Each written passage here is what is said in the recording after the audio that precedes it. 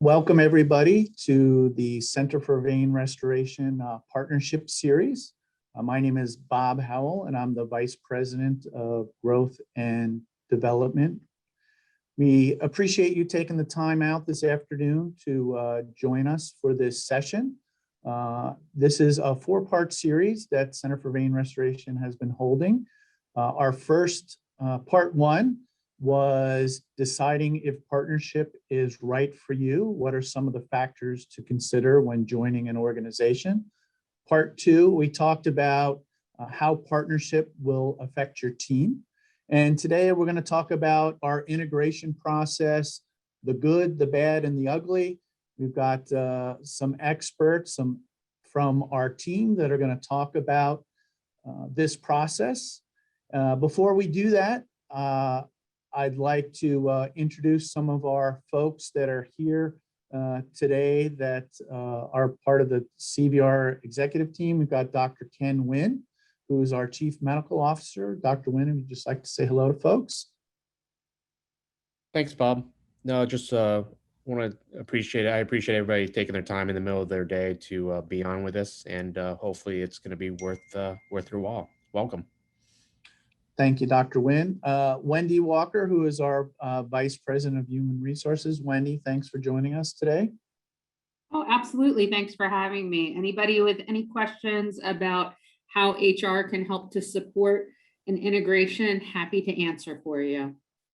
Yeah, and I know, Wendy, you did a great job answering a lot of questions in our last seminar for folks that were had some really good questions to ask about their team members. So thanks for participating in this series. We really appreciate it.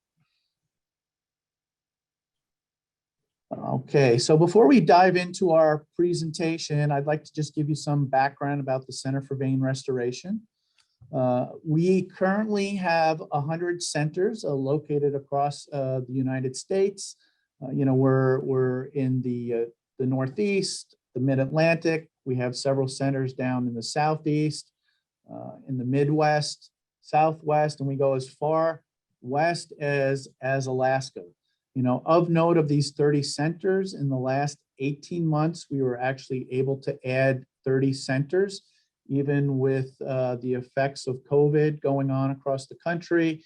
We were able to add locations. This kind of highlights that physicians around the country are looking to partner with other organizations just to help continue to give great patient care in the areas of venous disease. While we're happy that we're at 100 locations on this map, you can see that there are plenty of locations in the blue areas where Center for Vein Restoration is not. Obviously, that's why we continue to do these series and meet with folks at the annual meetings, as we'd like to partner with folks in many states across the country. Our goal is really to be able to provide excellent vein care throughout the country in every community. So thank you for considering us when you're looking for physician partners. Speaking of physician partners, over the last 18 months, we've actually had 20 physicians that have joined Center for Vein Restoration. These physicians have joined us in a variety of ways. They've had their own practices and have become partners for Center for Vein Restoration. We've had several physicians that have joined us as we've opened new centers for them throughout the country. And then we have a fellowship program that we train physicians who have other specialties who want to learn about venous disease and start treating patients. So many of the physicians on this list, or a few of them, are some of our physician fellows that are now practicing across the country. Our three most recent physician partners that have joined us in the last month is Dr. Keith Moore in the Atlanta area, Dr. Diana Wilshire, who's joined us in Michigan, and then Dr. Phil Chapis, who's joined us in the South Carolina area.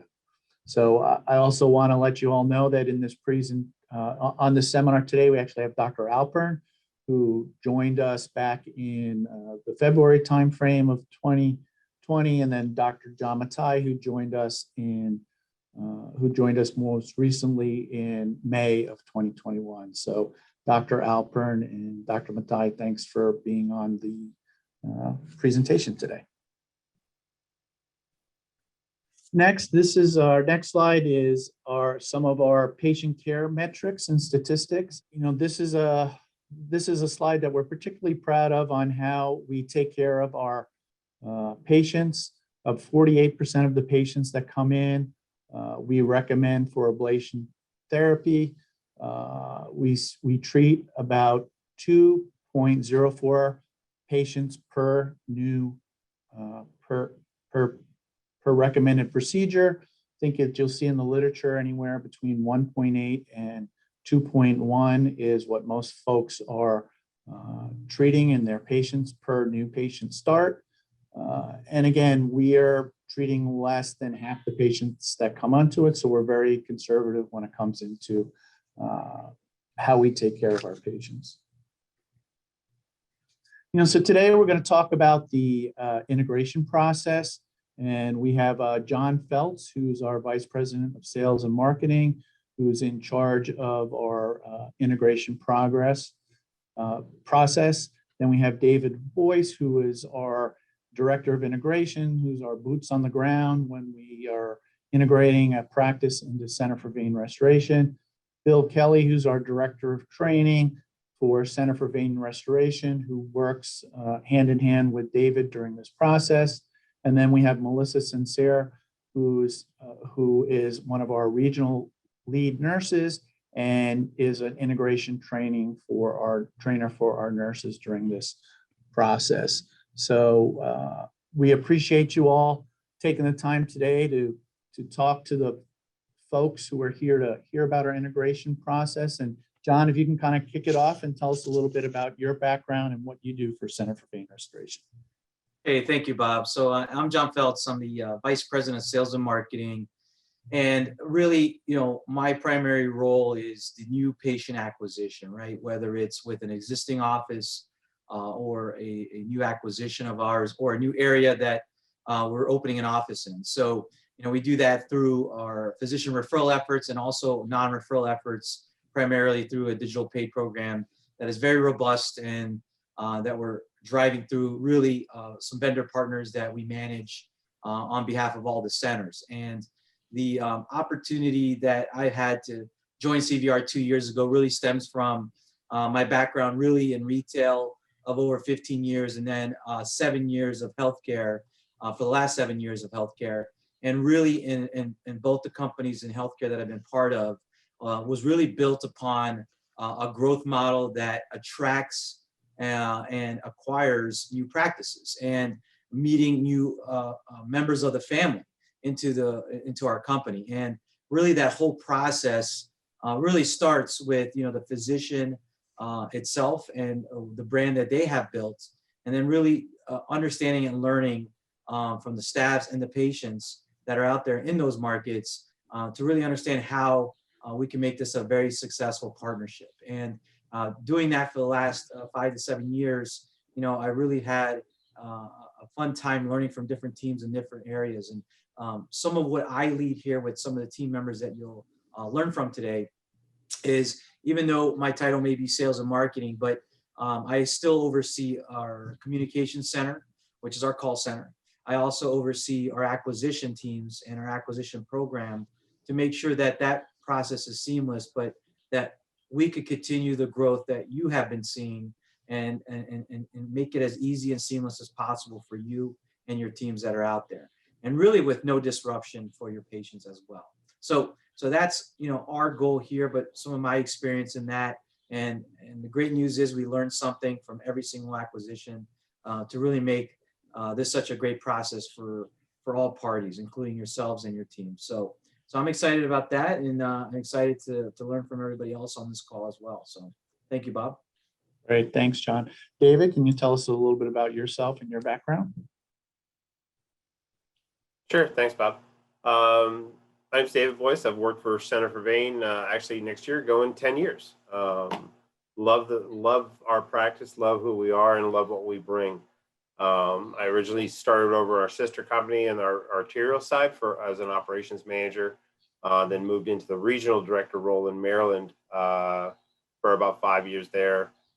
And then I've been the director of integration role for about 3 years so far. And it's been fun. We've been to a lot of amazing clinics, met a lot of amazing doctors and teams. And it's just, it's really an enjoyable for me to be able to bring on new folks into you know, kind of like John said, the family, you know, because it's CVR is a great place to be, and I love that I have a great team that goes out with us and brings everybody on board. Great, thank you, David. Bill Kelly, if you can tell us a little bit about your experience and Center for Vein Restoration. Sure. I'm Bill Kelly. I'm the director of training. I've been with CVR just over 7 years. I do orientation. I put together manuals and handbooks and those sorts of things to kind of help provide guides for everybody to be able to use the systems, do their jobs, things like that. But you know, generally I work with everybody. That's one thing I really like about what I do here is I get to meet everybody. I get to work with all the different departments. And you know, it's a good group of people. And that's probably the thing that most keeps me involved in doing what I do is I get to meet a lot of people. I get to do a lot of different things. Every day's got a unique challenge. And I think it's a really interesting, rapid moving company. And I've always appreciated that. So I try to do everything I can to help out people. And I think that's a nice part of what we all do is we're here to help. We're here to support. And being part of this gives you a nice team around you to help accomplish your goals. Great, thank you, Bill. And Melissa, can you tell us about yourself, what you do for Center for Vein Restoration? Sure, Bob, thank you. My name is Melissa Cecere. I am the regional lead nurse for New Jersey and Pennsylvania, and I am part of the integration team. I'm one of the nurse trainers. It has been an absolute pleasure to work for the Center for Vein Restoration for the last 5 years. We are just part of such an amazing team, and I am just so grateful. And I'm so glad to be part of the integration team because I think that we can really make the transition an easy process. And I learn so much from every integration. It's just been wonderful. Great, thanks, Melissa. And thank you all for joining the panel today to kind of talk about your experiences during this integration process. And John, can you just give us an overview of the integration process in general and what are some of the goals of this process? Absolutely. And we have 3 hours, right, Bob? Is that what we got? Yeah. Yeah. So, -2. Yep. All right. Sounds good. No, I'll make this quick, and it'll be a general overview. And the great news is, you know, with David, Bill, and Melissa, they'll provide a little more in-depth insight to what I'm about to say. But really, the overview of the integration process really starts with 3 goals in mind. And the 3 goals that we have is, number 1, you and your people. We want this integration experience to be great for you and also for your staffs, because they're the ones that are going to be going through a lot of this change. And we measure that through weekly surveys and also retention, right? We want everybody to make it to the finish line, and the finish line, by the way, never gets finished because we keep going as a company. So we want those people to still be in place a year from now, but reality is we may be adding additional members, right? Because the growth is going to be there. And I think that's the great part of an integration process is the amount of resources your teams get. But goal number 1 is really to provide a great integration experience for you and your teams. And then second goal is to provide a seamless experience and continuity for your patients without disruption and confusing the brand, right? So partnering with a different company, sometimes answering the phone becomes different, right? Checking in a patient becomes different. But the patient should never experience that type of disruption or confusion. So we want to measure that through surveys. We also want to check our reviews. We have a lot of analytics for Google reviews, Yelp reviews. And then also too, we want to be able to see that new patients are being acquired in that market, which means we're doing something right, right? And we'll measure that as well. So again, goal number 1, make sure your teams have a great experience. And number 2, make sure your patients have a great experience.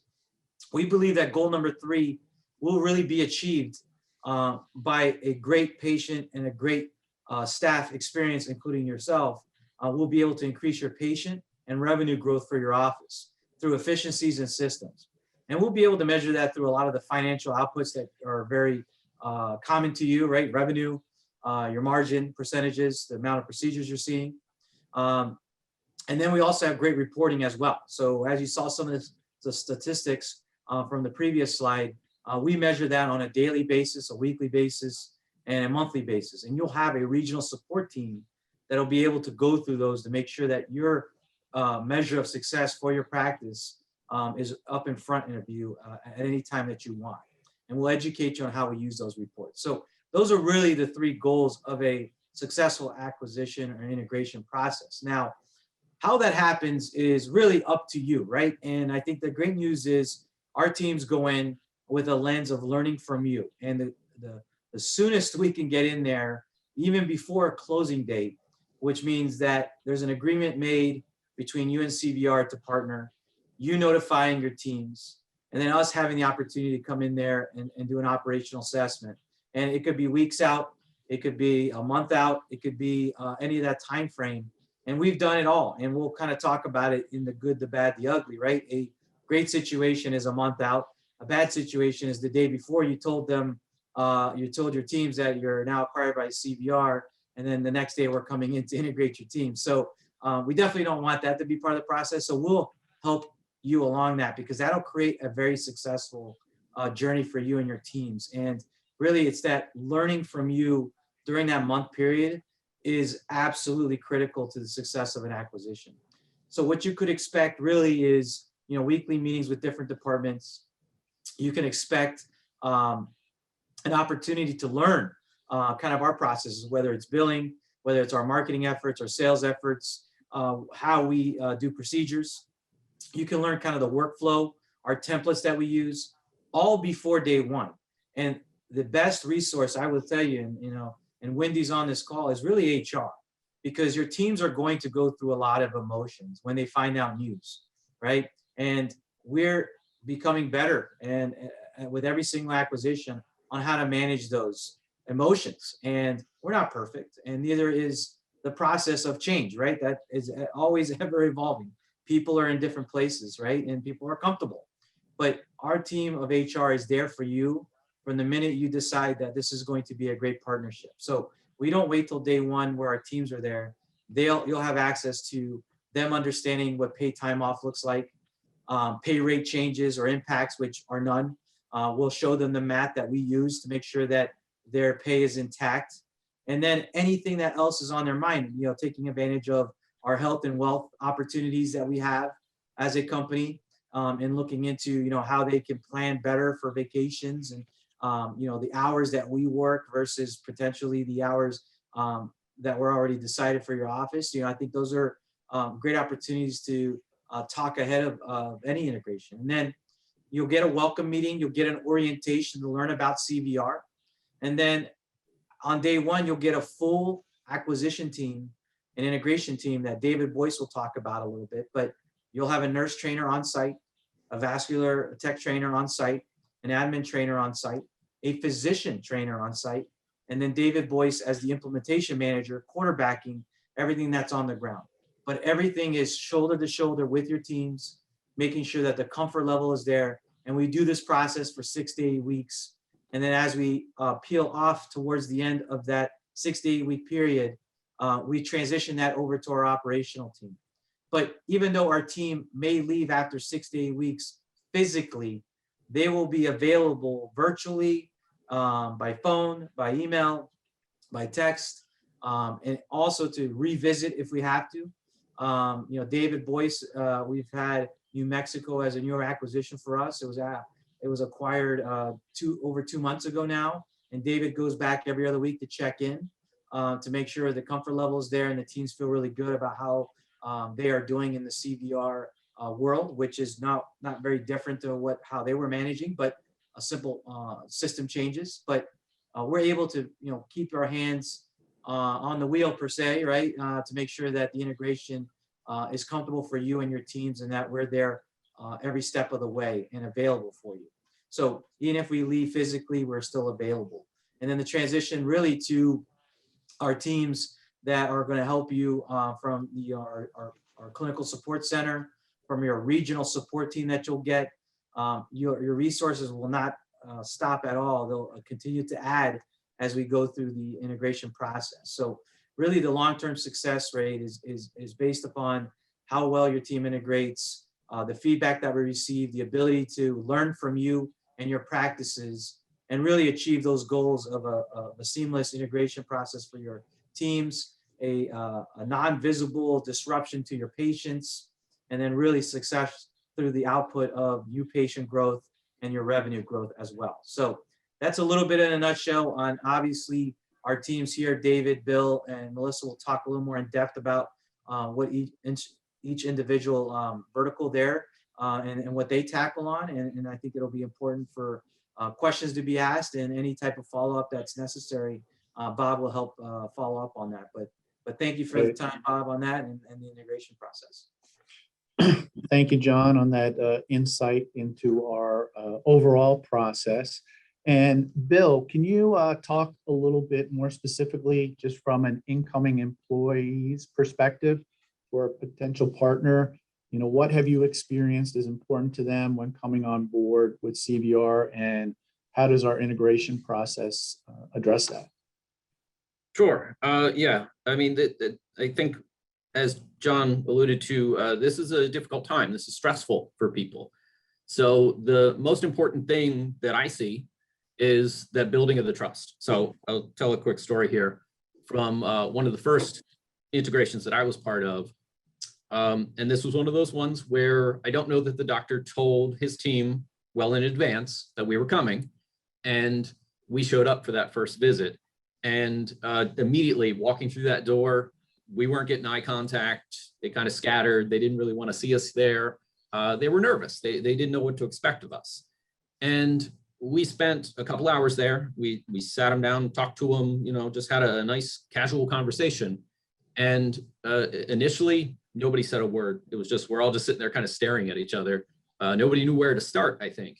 And I asked, what's keeping you guys up at night? What are you worried about? And at that point, I started to see some tears welling up in the faces of that staff. And that got them thinking of that's what we were there to do, was find out what they're worried about so that we could answer those questions and solve those problems. And it was all, the stuff that we could handle and stuff that they didn't really need to worry about. But those unspoken things that was really eating away at them. That really was keeping them up at night. Like literally, they told me, I really was up last night worried about this. And our ability to come in and build that trust and get them to understand that we're not coming in to just take over and tell them what to do, but we're there to support them and make this transition as seamless as possible and really help them and offer lots of people to come in and do things for them, not to them, but for them, to be able to help make their jobs easier, make things run more smoothly. But until we can get through that point to kind of build that trust, it's a really tough thing going on in their head, that, just the stress of it all, of the unknown of what they're about to encounter, of how things are going to change. Change is hard for everybody. So the earlier we can kind of have these conversations and earn that trust of the team, the better off the team's going to feel about it. And that's been the biggest thing for me is just being able to see when we can break through and earn that trust. The teams are very responsive, and I think they're, for the most part, very happy once they've gotten through and to the other side see that joining CVR is a good choice. It's been beneficial to them. Great. Thanks, Bill, for that perspective. And yeah, I mean, that's the biggest part, right? Is when we come in here is to get the comfort level of the employees and let everybody know that, hey, we're very interested in having you on our team and to all continue to be, part of a family. And we want to make sure that everyone sees this as a good thing going forward. And, obviously the physician partners feel that way because they wanted to, they joined into that partnership with us, and, they had a little bit more time to get comfortable with Center for Vein Restoration. So really during this process and prior to the closing and then during the integration is really to get the employees to feel very comfortable that this is a decision that's going to be beneficial for them. David, can you talk about, your integration team and what are the roles of the folks on that team and what do they do during this process? Sure, Bob. So we are the folks that are prior to the actual go live date and that we actually transition to CVR. We're actually on the ground with you with different visits, different operational visits, as John mentioned, to make sure that we learn more about you, more about your team and how they do things. Our integration team will consist of admin trainers, nurse trainers, vascular tech trainers, and physician trainers.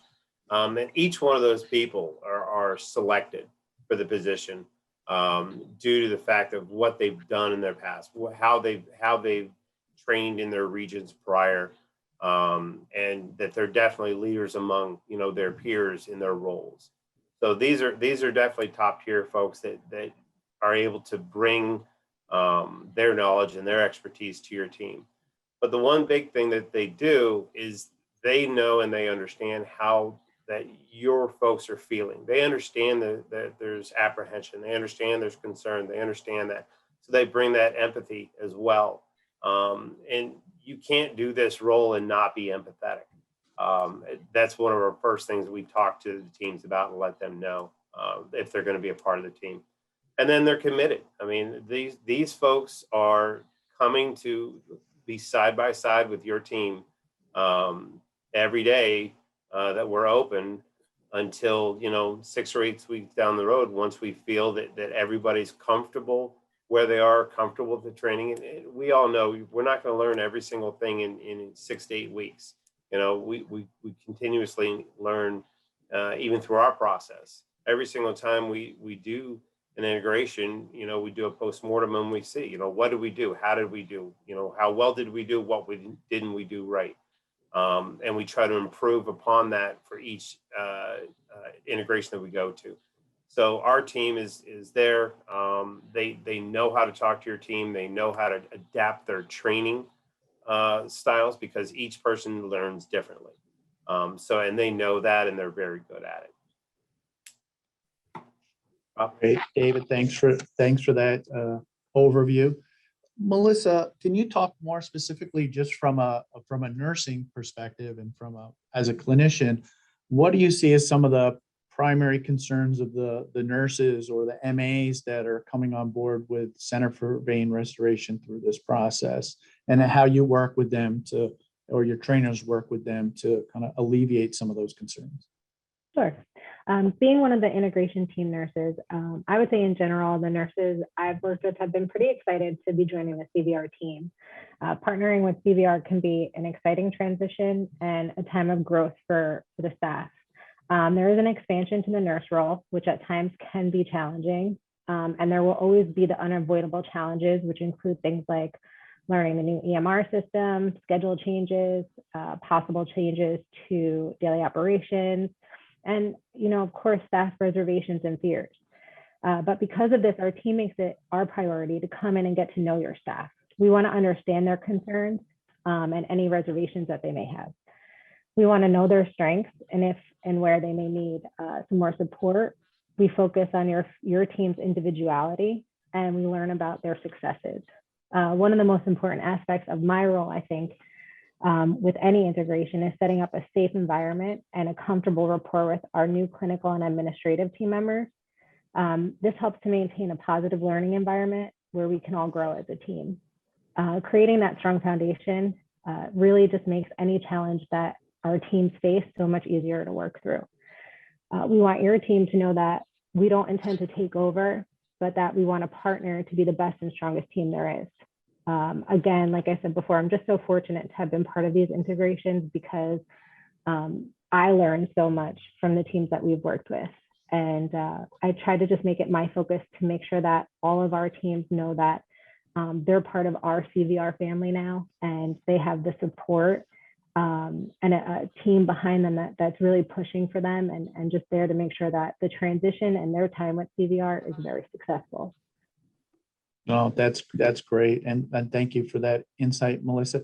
David, what Melissa was talking, it kind of reminded me that an important thing that we do during this transition is kind of the morning huddles with the teams. Can you kind of talk a little bit about, about that and why that's so important? So what that does is especially day one, that sets the tone and that sets the expectations for both the partnering clinic and us. And the one thing, the first thing we push and drive the most is communication. We need to communicate.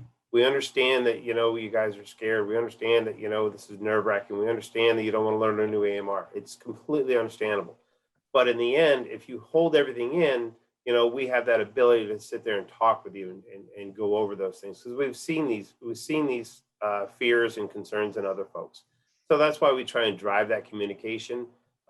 With the huddle, we always start with the physician, so that physician can talk to, his team and kind of, make it, a part of, what his, because this is his decision, his or her decision to come on board. And we want them to be the leader, and we don't want to take away from anybody in the clinic from being a leader or their roles. So we want to make sure that, we give him or her that opportunity, as well as, letting them know that we have to consistently talk to each other. We have to consistently understand each other, and that, we're here for the long haul. Great. Thanks, David.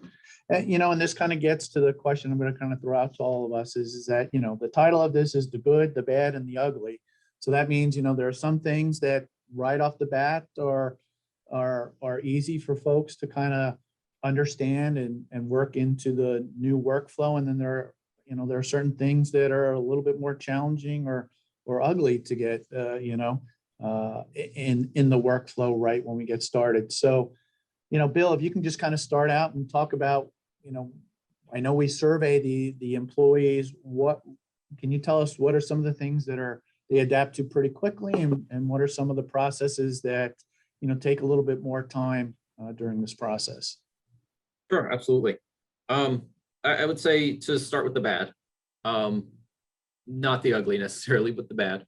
I think the thing that we hear the most feedback on is the difficult part of this process, as Melissa said, is learning a new EHR. Learning all the new computer systems is challenging. We've had a number of these processes go through where at the beginning of this, the office was on paper and they hadn't used any computer systems up until that point. And then we come in and give them a whole computer system, and they have to learn it and understand it and get up to speed on it in a fairly short amount of time in their eyes. So that can be very intimidating to have to kind of reprocess everything and learn how to do your job over again. So I think that's the hardest part is getting people through that of again, trusting that this is the right thing to do. And I guess the opposite side of that coin is the good, is that the teams, when they're further along in that training, usually, a couple of weeks in, they see the benefits of these computer systems and all the advantages of the automation and time saving and just the more accurate information that they can get by using them. So while it on the front end can be very intimidating, by the end of the time that we're there, a lot of these teams are very appreciative of the changes that have been put in place, because they see how much more helpful it is to be able to have an efficient computer system and people to support that computer system and teach them how to use it. And if there's problems, that nothing's going to really go wrong, because there's a lot of people to kind of back them up as their day-to-day presents itself. So I would say that, yeah, those are two very interrelated good and bad things. On the front end, it feels bad, but by the end, it definitely feels like a very important improvement just to their day-to-day. As we start to phase out, they usually feel very good about the changes that have happened. Great, thanks, Bill. David, same questions to you. What do you see as some of the more challenging aspects of the integration in the beginning, and some of the things that folks kind of catch on pretty quickly? I would say that the two biggest things that we face every single time is the emotional aspect of it, the change, and then the other one would be the concern over learning the new things. like Melissa had mentioned, the EMR or kind of the expansion of their role as, from what, maybe a typical MA will do as opposed to what we're looking for them to do. But our teams, like we discussed earlier, our team's top priority is to make sure that we understand that, these folks did not apply for a job with us. They're just along for the ride now. And we have to be empathetic to that. We have to understand that they're concerned. We have to understand that we communicate with them and be able to alleviate some of those fears. That's why whenever we do train on something, we have them show them how to do something. We tell them why we do this. We let them know that understand the whys and hows of what we're doing and what that affects down the road. That way they understand why we're changing something in a specific way. And then again, as I mentioned, also our trainers adapt for their learning. It is hard to learn a new EMR. And definitely, like Bill said, going from paper to a computer is completely different. So you have to take time. You have to give that explanation of why we're doing it, how we're doing it, and give them time to kind of absorb it all, because a lot of things are coming at them at one time. And we have to be cognizant of that, and we have to realize that's a big, big concern for them. Great. And Melissa, I know you have some really good thoughts on, what are some of the things that people do naturally during this process, and kind of what are some of the things that are picked up very quickly? Because I think we talked about some of the challenges. Yeah, I think that once you set up that foundation, everything is just so much easier from there. So once we get to know your staff and we have that great environment, those challenges just aren't really as intense as they originally may have seemed. So putting their mind at ease and letting them know that they're really going to be part of such an amazing team, and that partnering with CVR is not taking away any of their individuality or your individuality as a clinic, but just adding so much more support behind them is really important. And, the challenges are always going to be there, but through reassurance and,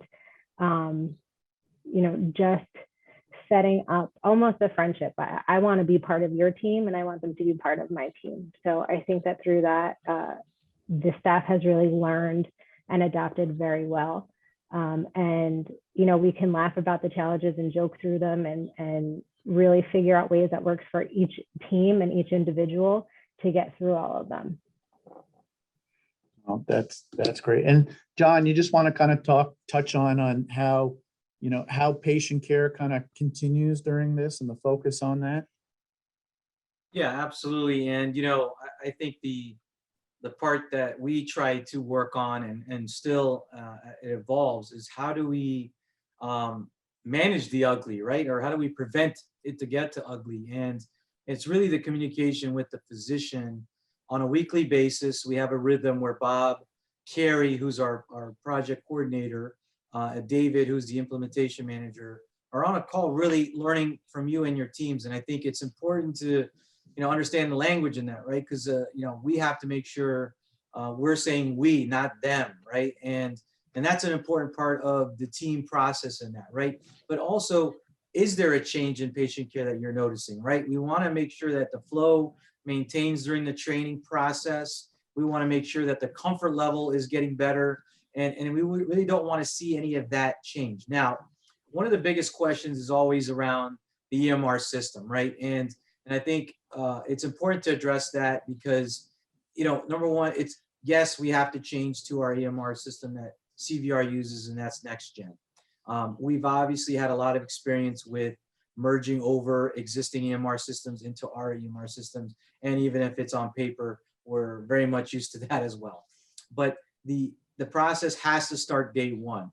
And I had talked a little bit earlier about how the transition process of that 30 days, in that 30 days, we get to learn your EMR process and we get to understand some of the nuances that it may present to your team. So, and then we actually begin the process of transferring your patients into our systems before day one. So we're able to get ahead of a lot of those questions, but we're also able to introduce that to your staffs before we get there day one, so that they understand that we do transition to a new EMR platform, and we train on that. Now, your system will be there. It will be housed. It will be on the server. It will absolutely work side by side as we transition your team. We have to be able to go back and get old patient files and reference them. And you would want to reference your notes and any other artifacts that lie in your system or servers. That will exist. And our job there is to integrate that into our EMR the best we can without fail. And we want to make sure that that system is still up and running alongside of our EMR system as we transition out of it during the whole process. Now, obviously, a lot of us discussed that that's probably the biggest change. It really is. And if you're right-handed, and I told everybody here to pick up a pen and write your name with your left hand, it'd be pretty difficult. What I could promise you, if we practice that 6 weeks in a row, that you'd be pretty damn good at the end of 6 weeks on writing your name left-handed. So maybe not as great and comfortable as your right hand, but you'd be much better at it from day one. So we just ask everybody to go through that uncomfortable feeling sometimes to know that it will get better with more practice. And I think that's important, because why would we want to prolong that process to say, hey, in 3 weeks it's coming, and then our teams are there training on an old system that they're not going to be using. And then the opportunity to have them day one learn from us and us learn from them on their systems is so valuable that we start that process immediately. So that's critical for us. But that also will help with your patient flow and your patient care long-term as well, because you will be on those systems. So hopefully, Bob, that kind of addresses a little bit of that process around patient care, but also kind of the good, the bad, the ugly inside of the process as well. Yeah, and Dr. Nguyen, I don't know if there's anything you want to kind of add to that, just on, the integration process and kind of what you've seen from a physician standpoint. Again, I'm sorry I had to step out just for a little bit, but from a physician standpoint, I think that just what everybody has said is that it's a challenging time for all of us. All of our physicians who have joined us wind up feeling like that's probably the toughest 2 or 3 months that they go through. A lot of times when they come to me or come to Sanjeev and they say, hey, I want to join CVR, they are looking for some of the operational challenges to be taken off of their plate. And I will tell you that during this period, they are still very much in charge of the integration process. They are helping us to integrate their teams, and being the leader helps to smooth that out, right? If the physician comes on board and says, hey, I'm going to wipe my hands out of all this, then it winds up being CVR versus the physician or the practice. And really, we really want a family oriented atmosphere where, hey, join the team. And when the physicians are involved, when they're excited about the process, what happens is the excitement for the rest of their teams kind of overflows through it as well. So if there's any advice that I could give to any of you who are thinking about joining us, okay, you're joining CVR because you want the support of the operations team, the sales team, the financial team. You want to stop doing your payroll. You want to stop doing inventory, and you are going to stop that, right? But you're still involved because this is now not CVR's practice; it's your practice. And the physicians that take that on and take on that responsibility, and now instead of them doing things on their own, they're still involved, but they now have a whole team to support them, and it becomes a much better process if they are if their entire team sees that. So if there's any advice I could give to that, the physicians that do the best are the ones who stay involved, who still say this is now CVR and my practice, we're partners. Those are the most successful. Great. Thanks, Dr. Nguyen, for that insight from the physician's perspective. That kind of concludes the questions I had prepared for folks. Folks have any other questions, they can type it into the chat function and we can ask it to our group. The EMR that John talked about, how we do kind of go to next gen right from from the get-go was a question that was sent in prior to today's presentation. So thank you for sending that question into our group.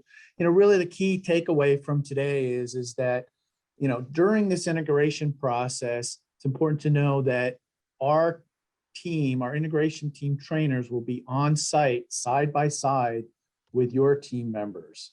And really, because again, this is a partnership that we're going to work with you to transition from your systems to the CVR systems.